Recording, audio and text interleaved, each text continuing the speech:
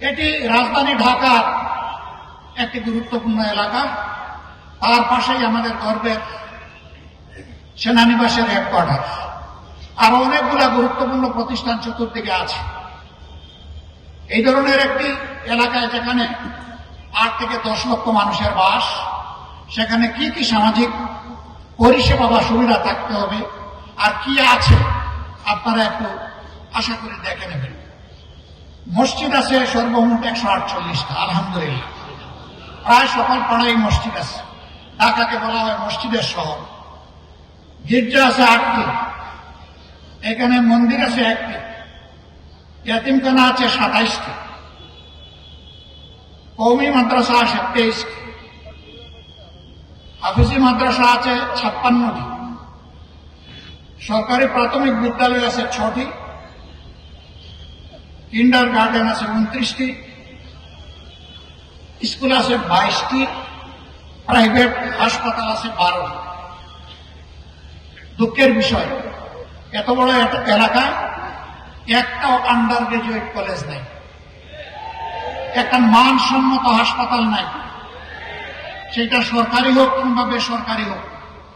প্রাথমিক লেভেলে কিছু হাসপাতাল আছে, বেশিরভাগ বেসরকারি। এই এলাকায় 3টা বড় খাল আছে, এগুলাকে খাল বলা যাবে না, এগুলো এখন ময়লার ভাগাড়। ওর পাশ দিয়ে হাঁটতে গেলে আপনি নাক চাপা দিয়েও হাঁটতে পারবেন না, আপনি অসুস্থ হয়ে পড়বেন, মাথা ধরবে এবং আপনার মাথা ব্যথা শুরু হবে। এর সাথেই পাল্লা দিয়ে বসবাস করছে অসংখ্য মানুষ। ড্রেনগুলা একেবারেই অপরিচ্ছন্ন, মশা মাছির ভাগাড়, প্রজনন কেন্দ্র। রাস্তাগুলা সরু, যা একটু বড় করা হয়েছে রাস্তার মাঝখানে একটা লাইট পোস্ট। এটা দেখার কেউ নাই, সরানোর কোনো প্রয়োজন নাই। ভাঙা রাস্তা, বাচ্চারা স্কুলে যাওয়ার সময় 3 বার হুন্ডে খেয়ে পড়ে, তার সাথে হাতে ধরা মাও পড়ে যায়। সন্ত্রাস, মাদক এই এলাকায় দীর্ঘদিন ক্ষতিগ্রস্ত করেছে। আমরা তার নিখুঁত চিত্র তুলে আনার চেষ্টা করছি।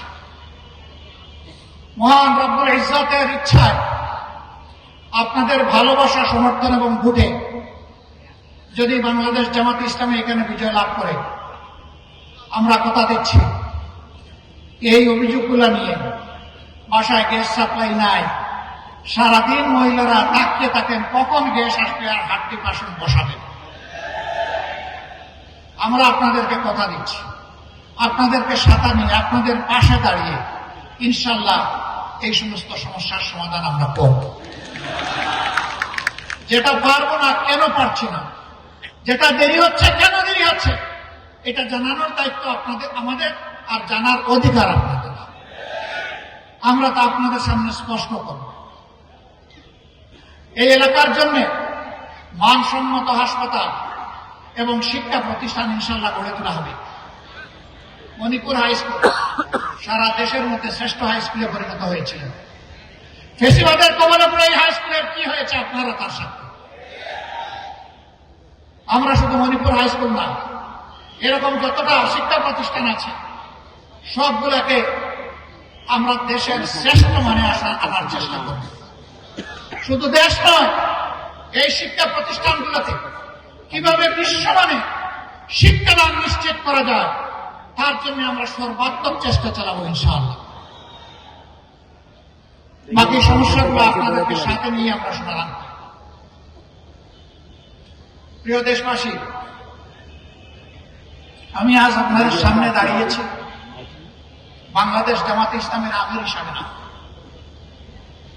আমি দাঁড়িয়েছি স্বাধীনতার 54 বছরে দফায় দফায় স্বৈর শাসনের কবলে পড়ে যে মানুষগুলা তাদের আপনজনকে হারিয়েছে, আমি তাদের একজন হয়ে আপনাদের সামনে দাঁড়িয়েছি। আমি আপনাদের সামনে দাঁড়িয়েছি যেই মানুষগুলা গুমের শিকার হয়েছে, সেই মানুষগুলা দুটি পরিবারের হয়। আমি আপনাদের সামনে দাঁড়িয়েছি ওই শিশুর হয়ে গরিবের ঘরে জন্ম নেওয়ার কারণে যার কপালে শিক্ষা জুটে না, পথ হারিয়ে সে এক পর্যায়ে অন্ধকার জগতে অন্ধকার গলিতে ঢুকে যায়, আমি সেই সুবিধা বঞ্চিত শিশুর পক্ষ হয়ে এখানে দাঁড়িয়েছি। আমি দাঁড়িয়েছি রাস্তাঘাট পরিচ্ছন্নতার কাজে যে সমস্ত কর্মীরা রক্ত পানি করা ঘাম ঝরান, কিন্তু তারা তাদের শ্রমের ন্যায্য পাওনাটা পান না। সমাজ যাদেরকে সম্মানের চোখে দেখে না, আমি তাদের সম্মান ফিরিয়ে দেওয়ার জন্য এখানে দাঁড়িয়েছি। আমি দাঁড়িয়েছি ওই সমস্ত শ্রমিক সমাজের জন্য, আমার ভাই বোনদের জন্য, গার্মেন্টস শ্রমিক থেকে শুরু করে যত পর্যায়ে শ্রমিক অঙ্গন আছে, যাদের উপর বৈষম্য করা হয়, অবিচার করা হয়, তাদের একজন হয়ে তাদের অধিকার প্রতিষ্ঠার জন্য দায়িত্ব নিয়ে আমি এখানে দাঁড়িয়েছি। চা বাগানের শ্রমিকরা যুগ যুগ ধরে দুইটা বড় নিয়ামত থেকে তারা বঞ্চিত, একটা শিক্ষার আলো আর একটা স্বাস্থ্য সেবার অধিকার, এই দুইটা থেকে তারা যুগ যুগ ধরে বঞ্চিত। আমি দাঁড়িয়েছি তাদের হয়ে কথা বলতে।